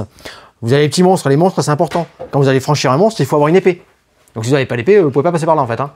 Donc il y a plein de choses comme ça. Plus, voilà les petits portails, c'est ceux-là, tiens les portails. Tu vois les portails, c'est ça là. Des cordes, à quoi ça va vous servir les cordes? C'est que des fois vous allez passer au-dessus de certains pièges. Nécessaire d'avoir une corde. Vous allez avoir des puits. Ouais, exactement. Vous allez avoir des puits. Les puits, vous allez tomber au fond. Des fois c'est un choix parce que vous avez une issue de secours dessous. Ou alors cette corde va vous permettre de franchir le puits. Franchement, le côté compète, je l'ai trouvé très intéressant parce que chacun a fait son petit donjon de son côté. Donc ça c'est chouette, on va faire ça pendant 6 tours, on va compter les points. Au bout du 3e tour, il y a un petit rafraîche. Excellent. Côté coopératif, on va choisir, je crois que c'est Marcel Michel, je sais pas comment il s'appelle, il y a un personnage qui est dans la boîte. C'est le boss. Ça doit être Michel. C'est Michel, peut-être c'est Michel, ouais. Et on va avoir des cartes qu'on va mettre tout autour de ce personnage et laisser les emplacements vides. Et cette fois-ci, on va utiliser les petits meeples, les petits personnages, et on va rentrer chacun d'un côté. Et on va essayer de trouver des cartes qui vont combiner avec nos passages pour les amener jusqu'à Michel, ce fameux Michel, en récupérant bien sûr toujours des objets, des choses comme ça. Donc c'est pas mal aussi le côté coop. Alors j'ai plus joué à celui-là complète pour le tester, hein, avec plein d'autres cartes. Vous avez vu toutes les façons de gagner des points, il y en a vraiment énormément. Vous voyez le petit chrono, je vous ai dit qu'il y avait des fois il y avait un petit timer. Donc ça c'est Map Master. Bon, on va le faire jouer en salle de jeu parce qu'il y a plein de petites choses, c'est facile à expliquer aux ados. Pour les adultes, il y a plein de combinaisons à trouver, il y a plein de mystères, ceux qui aiment bien les donjons de crawler, les choses comme ça. C'est léger, mais en même temps, il y a quand même plein de choses à les découvrir. J'ai passé un très très bon moment. Ça, c'était Map Master versus ou coopératif. Très très bien. Pas mal de petites choses à ranger après. Tiens, Everdell Duo. Everdell Duo, nous on l'avait reçu déjà pour le Festival de jeux, donc on l'avait en avant-première. Merci à Thomas, notre commercial, qui nous fait parvenir tout ça. Ça sort aujourd'hui, mais je crois qu'il y a des petits soucis dans l'approvisionnement des boutiques. Ils l'auront peut-être un peu plus tard, on l'a pas tous en même temps. Nous on l'a, donc je vais vous le présenter ici. Everdell, vous connaissez Everdell, hein, c'est un très très beau jeu avec du deck building, de la pose d'ouvrier, vous avez plein de choses qui se mettent en place. Et bien ici, dans Everdell Duo, on est sur un duo coopératif, compétitif. Là, c'est la version complète que j'ai mis. Coopératif avec un livret de campagne. Vous pouvez aussi jouer en solo du coup. Donc il y a plein de modes de jeu très intéressants. C'est toujours une très très belle édition, hein. Comment ça va se dérouler? Un personnage ici, un joueur ici. Alors c'est attribué d'une certaine petite façon rigolote. Celui qui a fait la sieste en dernier récupère tel personnage. Et ainsi de suite, c'est rigolo. Vous allez récupérer 2 cartes en début de partie. J'ai mis tout en place avec les 4 manches ici. C'est les 4 saisons qui correspondent à l'hiver, au printemps, à l'été et à l'automne. Et à chaque fois, il y a la mise en place avec les différents thèmes que vous allez pouvoir récupérer avec la carte voyage ici. Elle sera toujours en place. Vous avez mis toutes les différentes cartes et les différents personnages. Vous allez avoir des bâtiments, vous allez avoir des personnages, car vous êtes le maire d'une ville, on va dire, ouais, et vous essayez d'avoir la plus jolie, la plus efficiente de vos villes par rapport à votre adversaire. Déjà, c'est super bien fait, regarde, hop, à la première manche, c'est bien décrit. Qu'est-ce que je vais faire? Le joueur lièvre va récupérer une carte de la pioche. Ok, il récupère une carte de la pioche. Et moi, deuxième joueur, je vais récupérer une carte de la pioche et une carte de la prairie. Alors, j'ai pris au hasard sans trop regarder. Hein. On réalimente, hop, et on se met en place. Qu'est-ce qu'on peut faire dans un Everdell? Eh bien, choisissez une action par tour. Ok, génial. Je suis ici, une action, je peux jouer un ouvrier, hein, et les ouvriers, pour les poser, ceux qui ont l'habitude de jouer, ils vont faire des repères. Vous voyez, ça c'est des emplacements où je peux poser mes ouvriers. Je peux venir ici, dans ce cas-là, je pourrais récupérer des ressources, récupérer des événements. Je suis ici, tiens, je récupérerai 3 bois. Oh, on retrouve le super matos d'Everdell, on a tout en 3D, c'est génial, franchement, c'est le matos à chaque fois coupé. Je pourrais me mettre ici, récupérer différentes ressources, ça c'est une des actions. Je peux aussi, dans les cartes que j'ai en main, jouer une carte. Jouer une carte, dans ce cas-là, si je peux la payer, avoir les ressources qui vont bien, je fais l'action. Ça, c'est aussi une des mécaniques. Et je pourrais, à tout moment, ça c'est pour défausser 2 cartes et récupérer une ressource que je le veux, je pourrais aussi venir choisir, piocher une carte, ici, soit dans la pioche, pardon, soit une carte de la prairie, qui me permettrait... Alors, c'est important, attends, je vais reprendre un tout petit peu en arrière, c'est que quand j'ai posé un ouvrier, j'ai choisi de poser un ouvrier, quand je vais acheter une carte, vous voyez, ça se déplace en fait. Si je pose un ouvrier pour faire une action, je déplace ce soleil, tac, d'une case. Si je joue une carte, je déplace la lune d'une case. Ça, c'est important, pourquoi? Parce que lorsque je vais faire l'action piocher une carte, je ne pourrai la faire, tiens, je me mets dans une situation comme ça, que dans le contour, soit de la lune, soit du soleil, soit de la lune. Je ne peux pas venir chercher n'importe quelle carte. Ça, c'est important de ne jamais l'oublier de le déplacer. Et ça sert aussi de contour. C'est-à-dire que quand j'arrive ici, je ne pourrai plus faire d'action qui me demanderait, par exemple poser un ouvrier, qui me demanderait de déplacer le soleil. Tant que la lune n'a pas rejoint le soleil, et là on déclencherait la fin de la manche. Ça sert aussi de contour. Donc on va retrouver des événements, hein, avec toujours les petits points qui sont ici. Il y a vraiment plein de belles petites choses à y faire. Beaucoup de cartes, beaucoup de choses, beaucoup de rejouabilité. Et dans la version campagne, on a vraiment des mises en place différentes, avec une histoire de journaliste qui va venir nous embêter, avec des ressources que nous allons pouvoir partager d'une certaine façon, des points à atteindre pour une partie solo. Il y a vraiment plein de choses, très complet Everdell Duo, et très très beau, très agréable à jouer. Différent, alors souvent, tu vois, c'est encore une mécanique qu'on nous dit, oui, mais ces jeux-là, ils existent à 2.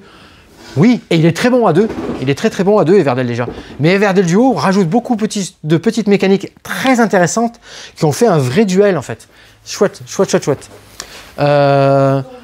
On peut revenir ici? Allez, on peut revenir de ce côté-là à la table. On a à nouveau mis en place un nouveau transformé. Un jeu d'ambiance et pas mal d'associations, d'idées. On raconte une histoire aussi sur celui-là. Hein. Oui, une belle histoire. Et, on ne peut pas s'empêcher de faire à nouveau un petit clin d'œil à notre commercial Sonia de chez Yellow. Et c'est notre petite abeille. Voilà, ça c'est fait. Et on a le jeu et on pourra lui présenter. Du coup, on se fait un plaisir de l'avoir fait jouer. Du coup, dans ce jeu, nous sommes... des logisticiens. Des logisticiens, non, on est dans une fabrique. Hein. On est dans une fabrique, exactement. C'est notre planning, ça. Et donc, nous avons un planning avec du taf. Hop, alors attends, je vais mettre ça, parce que ça, ce sont les contraintes. Le lundi, on n'a pas trop de contraintes, mais après, ça va se compliquer. On va travailler 5 jours dans la semaine et on le voit va avec devoir les petits placer sourires, là, les sourires pas gentils. 7 marchandises dans l'entrepôt par semaine. On va tout simplement... Ben là aussi, hein, il y a côté imagination, mémoire et tout ça. Quand on va raconter une histoire. Quand tu regardes la première tuile... On regarde une tuile et on va y voir quelque chose. Moi, je vois un coucher de soleil. Moi, je vois une scie circulaire. Ouais, on va discuter. Ouais, on peut dire un truc très lambda. Scie circulaire, un coucher de soleil. On est sur une scie circulaire, donc voilà. Hein, c'est. Ouais, alors attention, celle-là, on va la placer au centre. On va la placer au centre. Et à partir de là, on va faire graviter tous les objets sur lesquels on va tomber. Ah oui, face cachée surtout, c'est ça qui est intéressant. Face cachée. Et on doit se souvenir de où on a placé les objets dans l'entrepôt, puisqu'à la fin, on aura des commandes clients.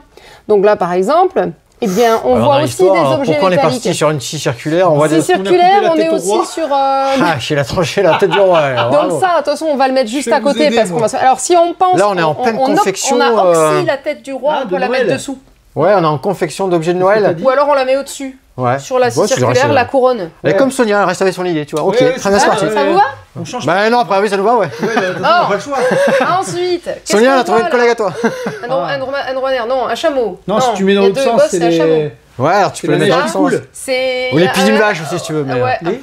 Moi, je voyais un glaçage qui coulait. Je vois les billes vaches. Bon, qu'est-ce qu'on voit? Comment on place ça dans le ça peut être le haut-vent de quelque chose aussi. Oui, voilà, un store. Un store, voilà. Dans une boutique de... Alors, on est parti sur quoi, là? T'as dit... Eh bien là, c'est la couronne. C'est la couronne du roi. Bon, on a mis la scie et au-dessus la couronne du roi. Bon, je sais pas.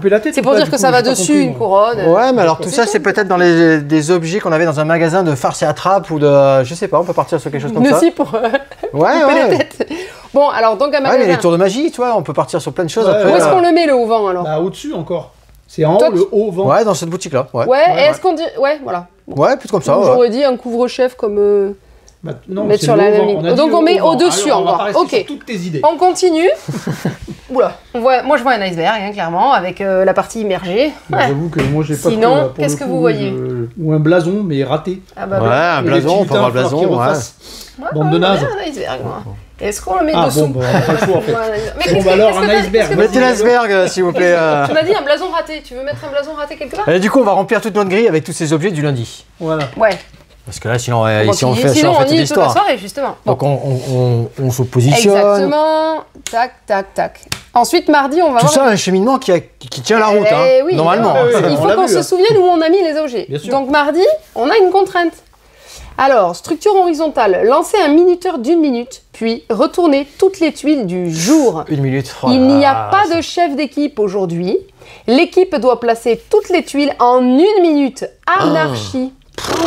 Costaud, donc en gros, voilà, on fait une ligne avec celle-ci et en 1 minute, il faut que tout le monde en prenne, mette. Et du coup, on compte sur la mémoire des uns et des autres parce que moi, je ne sais pas absolument pas où Stéphane aura mis ça, où Cédric aura mis ça. Mais c'est toi qui dis. Ouais, exactement. Lune, moi je vais la mettre à côté du soleil parce que là, quelque chose, on y voyait du soleil, moi je mets la lune. C'est la scie circulaire. Oui, mais ça ressemble à un coucher de soleil. Mais dans notre histoire, ça marchait pas. Allez-y. Oui, dans notre histoire, ça marchait pas. Là, moi, tu vois, je reste dans mon magasin de déguisement. On a parlé de ça, donc c'est la couturière avec les épingles. Oui, et face cachée. Et bien moi, à côté du. Ah oui, mais là, c'est le Storeban, c'est ça? Ouais, mais le Storeban. Et bien, à côté du Storeban, je vais mettre la lumière. Moi, je trouve que c'est une ampoule et il faut que je me rappelle que je l'ai mis là, etc. Bon, on a 1 minute. Comme il n'y a pas de chef d'équipe, il boit du café toute la journée. Voilà. Du coup, vous l'avez compris, il va falloir faire ça sur chaque jour de la semaine. Il y aura des contraintes à chaque jour. Bref, à la fin de la partie, une fois qu'on aura placé toutes les tuiles, là, on va piocher des commandes clients. Et du coup, il faudrait que je trouve des images qui y sont. J'ai pas tout préparé. J'ai changé vite le décor. telle l'assistante d'un magicien. Et puis, est-ce que je vais retrouver au moins un truc là? On va venir essayer de les positionner sur les tuiles qui sont ici, en récréant notre histoire du point central en fait. Hein. Exactement. Et il faudra qu'on réponde à tous les points et bravo à notre petit groupe du jeudi matin. Notre petit groupe du jeudi matin qui ont quasiment réussi à reconstituer toute l'histoire. Bon, vraiment, chapeau. Facile. Le client, il demande où est sa scie circulaire dans l'entrepôt. Ah ben là, c'est facile, on sait où elle est. On fonce, carrément. Mais là, dites-vous que nous, c'est parce que je triche, etc. Et qu'on a placé que quelques tuiles. Mais quand vous avez toutes les tuiles toute la totalité, voilà, carrément. Il faut s'en souvenir d'où on a placé. Quasiment, quasiment. Ah ouais, ils y ont passé du temps. Et avec une histoire, franchement, ils étaient vraiment dedans. Ce mec qui est parti manger un tacos parce qu'il y avait un truc qui ressemblait à un tacos. Ils sont vraiment rentrés dedans, vraiment chouette. Voilà, enfin, c'était très drôle. Ouais. Et c'était intéressant à regarder jouer quoi. Ouais, ça leur a bien plu. Donc vous avez compris comment on joue à la fabrique. À la fabrique. Donc vous avez le temps de regarder les... Créer des histoires mémorables. Ben moi, j'ai fait jouer le groupe. Ouais, pendant le Gorange, moi j'arrive un petit peu plus tôt pour les voir jouer. On va leur faire un petit coucou. On se fait une idée de comment ça marche. Alors on va aller jusqu'au bout de la boutique. On y va maintenant? On va pas d'abord à l'expert? Il y a des choses à voir. Ouais, qu'est-ce que j'ai mis? Je sais plus. Oh, bah rien, il y a une toute petite boîte. Ah, c'est la petite boîte qui est là, oui, bien sûr. Toute petite boîte. Il y a que ça là? Ouais, j'ai celle-là, mais là, c'est parce que je la présente là-bas. Ça, on va le présenter là-bas. Une toute petite boîte. C'est la version de poche, presque. Ouais, c'est la version de poche. Moi, la mienne est 2 fois plus grosse. C'est vrai, les pledgers ont une boîte qui est 2 fois plus grosse que ça. Non, pas 2 fois. Oui, j'ai fait une connerie sur les réseaux sociaux. Non. On en a combien de commentaires là? Je sais pas. Parce que... J'ai pas vu. Alors, j'ai pas regardé. J'ai peur. Laure a eu la bonne idée de mettre ça en réel sur Insta, en demandant aux gens, en disant aux gens. À votre avis, elle pèse combien? Voilà.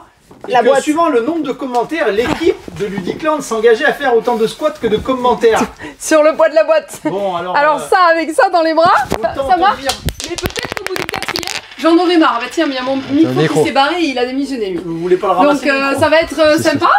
Steph, je compte sur toi pour prendre le relais, parce que je vais pas en faire 30 hommes. Pas de soucis. Autant te dire que grâce à moi, vous êtes au moins à 15 commentaires. Et si vous voulez des séances pour relever largement le défi, vous voulez des séances de crossfit gratos à la boutique. Ce qu'on va faire maintenant, c'est que je vais le mettre en lien quelque part ici. Ils iront commenter, les gens qui regardent la vidéo. On a de quoi faire. Et on se donne jusqu'à, on va dire, allez, lundi soir. Et on comptera les commentaires. Semaine prochaine, dans la vidéo, vous faites vos squats. Ouais, on prend avec le Maven. Ah oui, avec le button bande d'escrocs. Bon. Donc Malia, qu'est-ce que c'est Malia Lost of the Legend? Ce jeu est incroyable. C'est un jeu qui a été conçu il y a déjà quelques dizaines, vingtaines d'années. Il travaille sur le projet. Moi, je fais 3 ans et demi, mais il travaille sur le projet depuis un petit moment. C'est un beau gros jeu narratif. Vous allez récupérer un personnage. Il y a plus de 100 heures de jeu à l'intérieur. Hein. Vous allez faire évoluer dans de l'exploration. Vous allez rencontrer des donjons. Vous allez rencontrer des personnages. Il y a vraiment une aventure qui se met en place. Alors, ce que j'aime bien, il y a une petite phrase que j'ai bien aimée, c'est qu'il n'y a pas d'échec dans ce jeu-là. Oui. Des fois, vous allez avoir une malheureuse rencontre. C'est pas grave, vous ne recommencez pas à zéro, vous perdez pas. Vous allez prendre seulement un autre chemin, un chemin différent. C'est pas un Dead Cell, quoi. Exactement, et ça, c'est chouette. Vous allez donc faire évoluer vos personnages, une narration non linéaire basée sur vos actions et vos choix. Et ça, c'est important. Tout ce que vous allez faire dans le jeu va vous guider sur quelque chose, faire d'autres décisions. Il y a de l'embranchement, vous allez peut-être pas tout voir. Ça, c'est chouette. Choisissez votre destinée et lancez-vous dans une grande quête pour préserver l'équilibre de Malia. Malia, c'est toute la région que vous allez rencontrer. Soyez fin stratège pour déjouer les pièges de l'infiltration. Il y a de l'infiltration. Et mieux préparer vos combats à venir. C'est magnifique, des super figurines à mettre en peinture. Elles sont de toute beauté. J'ai ouvert ma boîte, elles sont magnifiques. Délivré du scénario. Donc là, ils mettent de 1 à 5 joueurs, 14 ans et plus. Plus de 90 minutes par session. Oui, il y a quand même de la partie longue. Hein. On va faire du 1h30, 2 heures. Comme je vous dis, il y a plus de 100 heures de jeu.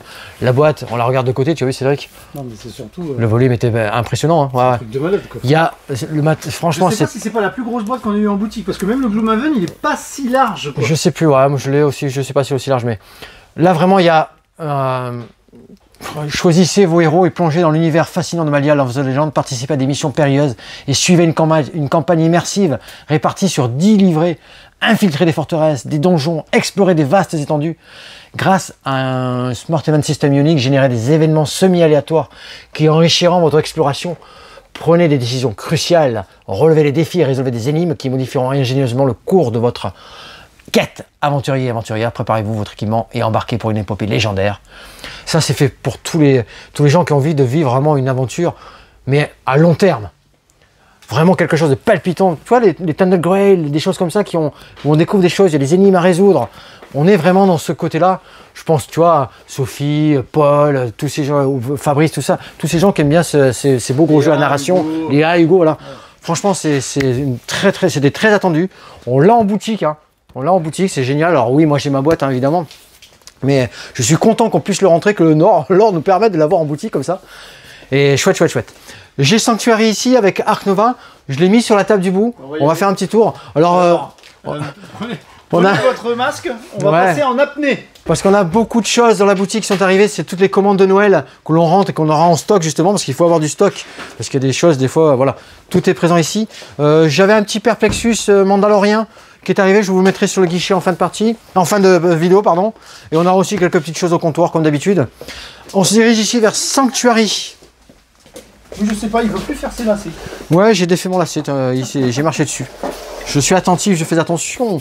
Sanctuary, c'est un jeu dans l'univers d'Ark Nova. Ark Nova, c'est un jeu qui a remporté beaucoup de prix dans le côté expert du jeu, du fait de tout ce qu'on a à y faire dans un Ark Nova où on va gérer un zoo à travers beaucoup de choses et de paramètres. Sanctuary, on retrouve cette idée, cet univers, mais simplifié. Simplifié, pas simple. Simplifié par rapport au nombre d'actions possibles à y faire. Alors là, j'ai pris juste la partie pour un seul joueur. Hein. Chacun des joueurs a son propre plateau, son propre zoo.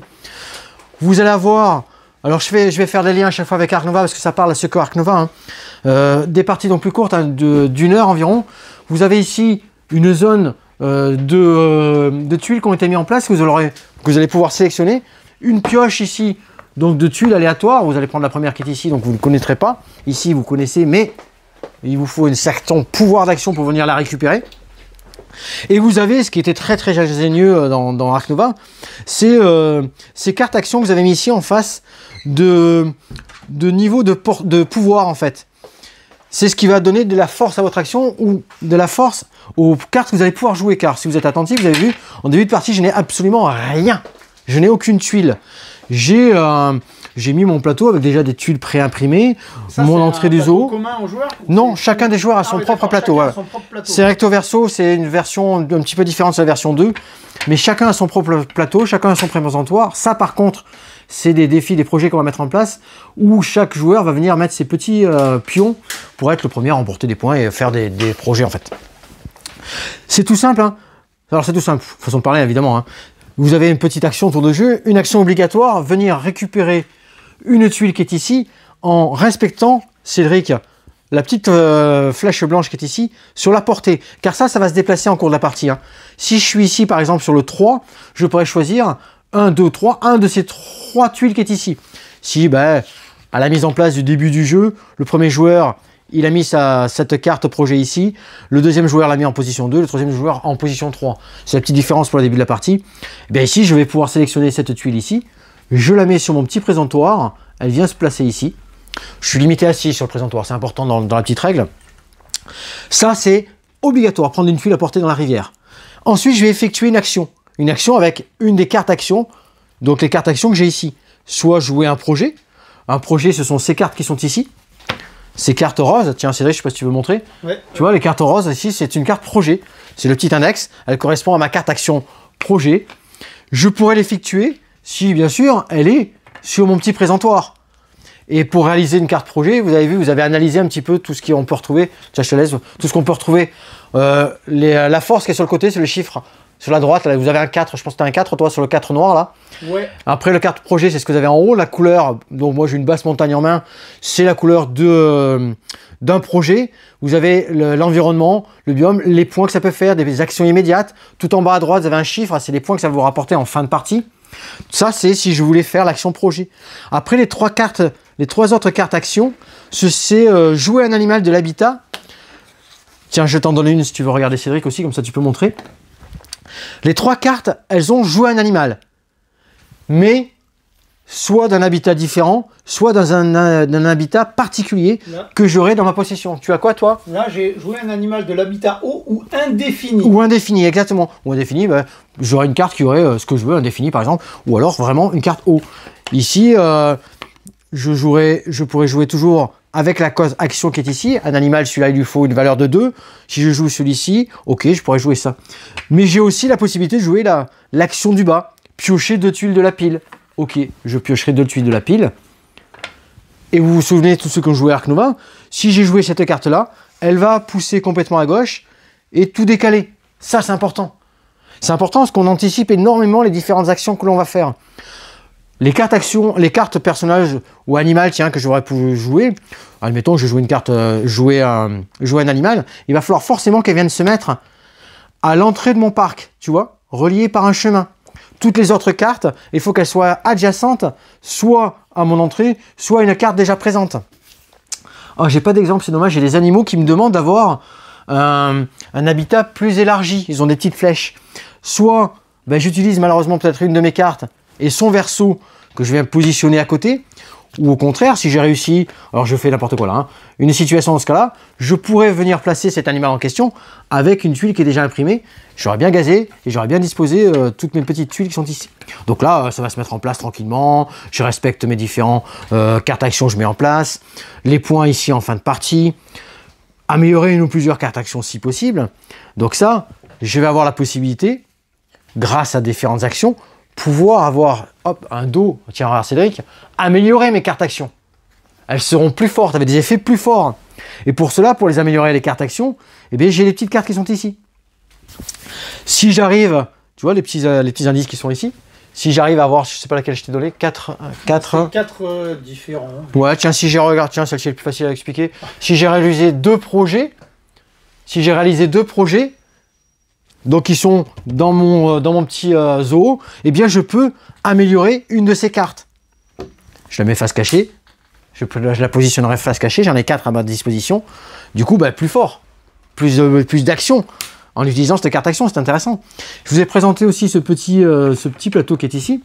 Donc là, on verra après la fin. Ce petit plateau qui est ici, bah, c'est pareil. Si j'arrive à, tu vois, c'est marqué, hein, facultatif, jouer un bâtiment, soutenir un objectif de conservation, c'est ici. Améliorer un ou plusieurs cartes actions si possible, ça c'est facultatif, c'est en plus des 2 actions obligatoires que je vous ai décrites juste avant. Si je les remplis, ben, je viendrai me positionner dans ces tuiles qui vont bien, tac. Et ça, c'est des points de victoire qui pourront se déclencher. Car la partie va pouvoir se terminer une fois qu'un des joueurs a rempli tout son zoo, ou qu'ici, les 4 pions ont été mis en place. Ou qu'on puisse plus piocher. Ouais, là il y a du temps quand même, avant qu'on puisse plus piocher. Il y a plein de choses à y faire. Fin de tour, à la fin de chaque tour, on observe la limite. Je vous ai dit 6 maximum sur mon petit présentoir. Je complète la rivière, je ralimente la rivière. Tac. Alors, c'est exactement comme ça. Hein. Je complète la rivière. Faisons les choses correctement, s'il te plaît Stéphane. Vous avez vu, il y a des bâtiments aussi, tiens. Intéressant les bâtiments. On avait un... Ark Nova, tu as bien joué aussi, c'est vrai qu'on y avait joué. Hein. On y retrouve tout ça. On y retrouve tous ces éléments, pardon, mais en un petit peu plus simple d'accès. Et ça, je pense que Ark Nova Sanctuary, ça se propose très très bien à des joueurs initiés qui pour eux, Ark Nova est trop long, trop grand, trop de choses. Et bien on retrouve tout là-dedans. Ou des gens qui ont bien joué déjà en familial, qui ont un bon niveau de jeu côté familial, mais ils disent tiens, est-ce que je peux partir sur autre chose? Et qui aiment bien cette gestion de déjà de zoo, hein, avec des animaux et tout ça. Le thème, c'est important un thème.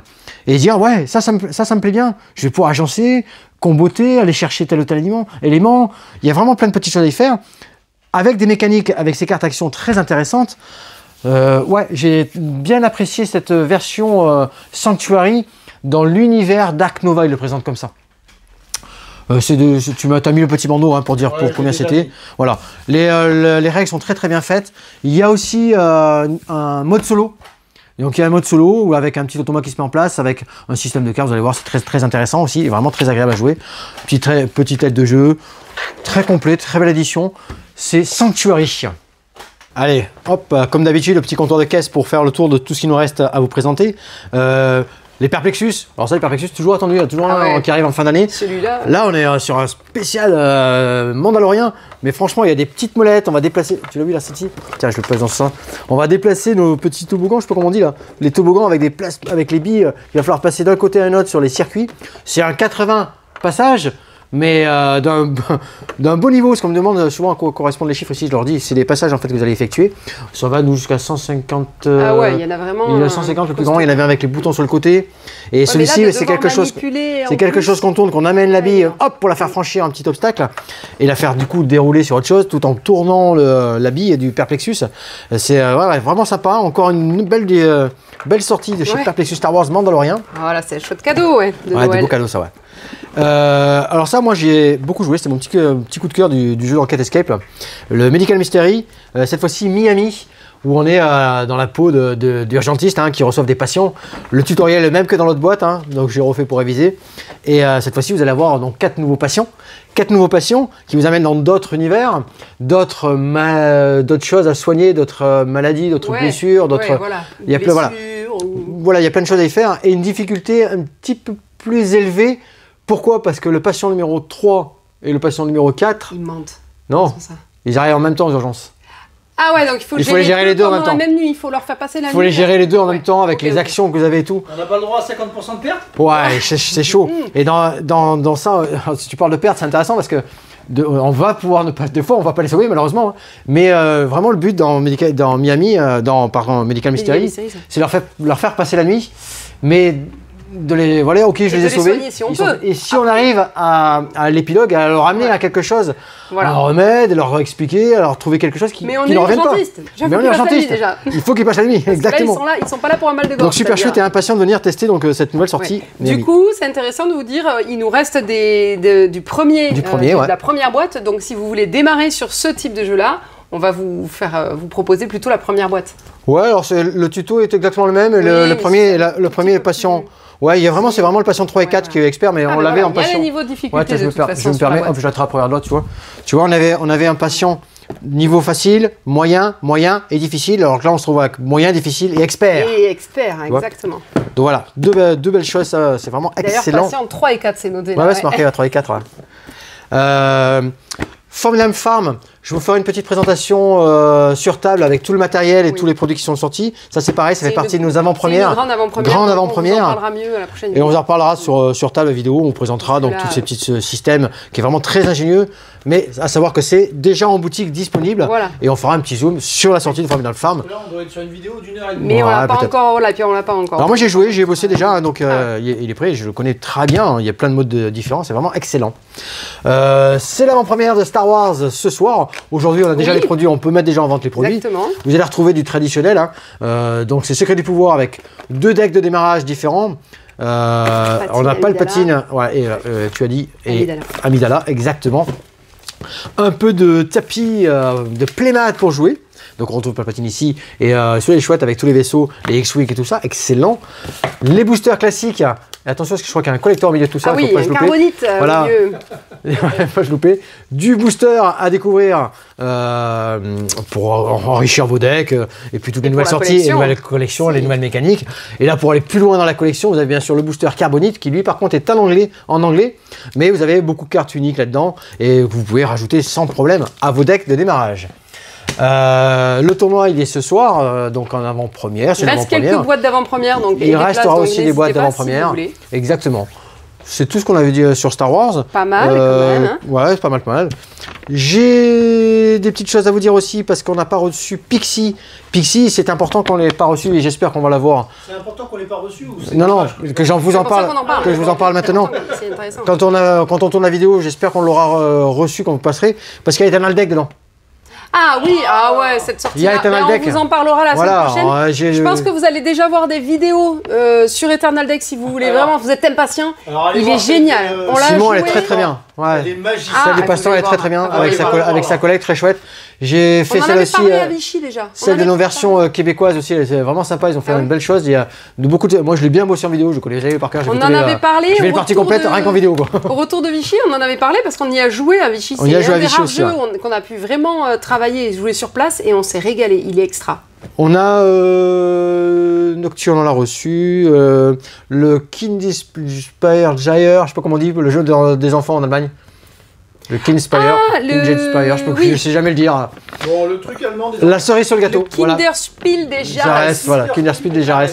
Donc c'est la cerise sur le gâteau qui arrive, donc on l'aura en boutique aussi. Quoi, c'est comment il s'appelle? La cerise sur le gâteau. Ah, mais ça s'appelle ça.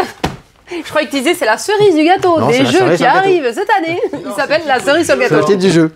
Bon, Donc c'est juste le blanc. C'est juste le blanc, ouais, exactement. Je vérifie, normalement, on a tout annoncé. Ouais, on est bien, voilà. Bon, parfait. Qu'est-ce qu'on a d'autres petites choses à raconter sur le... Donc, on est un peu fatigué. Mais non, on a parlé de nos fermetures. On a parlé des fermetures. Ce réel. On a parlé, c'est important, des fermetures, donc on est fermé samedi. Oui. Et le 11 novembre, mardi. 11 novembre, on est fermé. Ça, c'est pareil, tu as publié le petit calendrier, de toute façon, après... Bon, j'ai pas commencé. Non, mais tu vas pouvoir republier celui de novembre. Je vais pas commencer à faire le planning de novembre. Bon, il faut que je fasse. Donc, vous êtes bien au 17 rue des Cordeliers, à la boutique. On finit nos vacances, on a eu beaucoup de monde pendant ces 2 semaines. Et cet après-midi, on a beaucoup de monde. Et on a eu beaucoup de monde cet après-midi encore. Mais on reste pour la location, le café ludique bien sûr, 17 rue des Cordeliers, la location sur le site internet ou venir voir en boutique avec nous. Novembre, c'est le dernier mois pour profiter de l'espace jeu qui sera fermé au mois de décembre parce que ça se transforme en atelier des lutins de Père Noël. Ouais, venez profiter aussi parce que notre petite vitrine d'Halloween, on enlève après, on va falloir refaire tout ça pour préparer une nouvelle vitrine. Alors là, j'ai déjà enlevé les stickers sur la vitre parce que demain, il y a l'entreprise qui nettoie la vitre. Donc on n'a plus de toile d'araignée sur les vitres. Ok, très bien. Tant pis, on va faire la déco de Noël bientôt. Insta, Facebook, YouTube, là vous y êtes bien, merci, likez, commentez, boostez un petit peu la vidéo, ça nous remet en avant pour qu'on revienne tout en haut des différentes vidéos quand on présente en fait, c'est juste pour ça. On prépare quelques concours où on fera gagner des jeux. Donc des beaux concours surprises, vous allez voir, il y a plein de très belles choses. Sur ces concours, vu que vous allez les faire sur Insta, probablement en réel ou des trucs comme ça, moi je les passerai en short sur YouTube. Ouais, bien sûr, carrément. Je suis pas sûr, je pense que ça sera des publis, pas des réels, les jeux concours. Des squats, là, je vais pas le passer en short pour être sûr que vous ayez plus de commentaires encore. Ça, si tu veux. On peut faire ce qu'on veut. Je vais le faire. On a tout dit, on a tout annoncé, on est bon, Cédric, alors on est bien. On a tout dit, à bientôt, amusez-vous bien.